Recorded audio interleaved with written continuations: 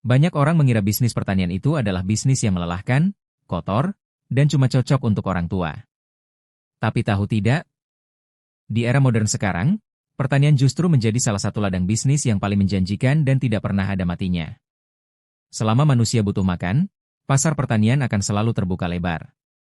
Tapi, kenapa masih banyak yang gagal?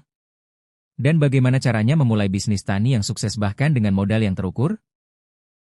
Di video kali ini, kita akan bongkar rahasia pertanian modern dari hulu sampai ke hilir. Pastikan simak sampai habis ya. Langkah pertama yang paling krusial adalah memilih komoditas.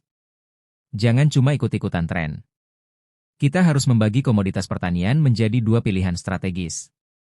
Pertama, ada komoditas jangka pendek seperti sayuran hortikultura atau jagung, yang masa panennya cepat, sekitar 2-3 bulan, sehingga perputaran modalnya cepat. Kedua, komoditas jangka panjang atau pangan pokok seperti padi, yang pasarnya sangat stabil karena merupakan kebutuhan primer masyarakat. Tips dari saya. Lakukan riset pasar lokal di daerahmu terlebih dahulu. Cari tahu apa yang permintaannya tinggi tapi pasokannya sering kurang. Itulah peluang emasmu. Nah, setelah tahu apa yang mau ditanam, sekarang kita masuk rahasia terbesar pertanian modern, kesehatan tanah. Banyak petani pemula langsung fokus membeli pupuk kimia yang mahal tanpa membenahi tanahnya terlebih dahulu. Akibatnya, tanah jadi keras dan akar tanaman tidak bisa menyerap nutrisi dengan maksimal. Kunci pertanian menjanjikan di masa kini adalah penggunaan bahan organik dan pembenah tanah. Salah satu contohnya adalah penggunaan asam humat, humic acid. Ini berfungsi untuk memperbaiki struktur tanah, mengikat air, dan mengaktifkan mikroorganisme baik di dalam tanah. Kalau tanahnya sudah subur dan gembur, diberikan pupuk sedikit saja tanaman sudah bisa tumbuh dengan luar biasa subur. Ingat rumus ini, rawat tanahnya, maka tanah akan merawat tanamanmu.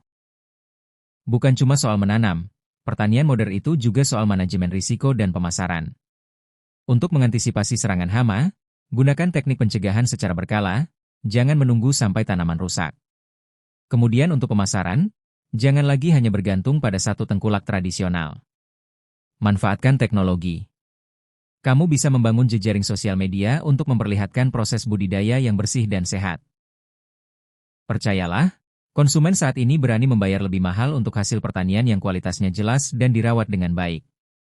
Kamu bisa menyuplai langsung ke restoran, komunitas hidup sehat, atau bermitra secara profesional dengan distributor besar.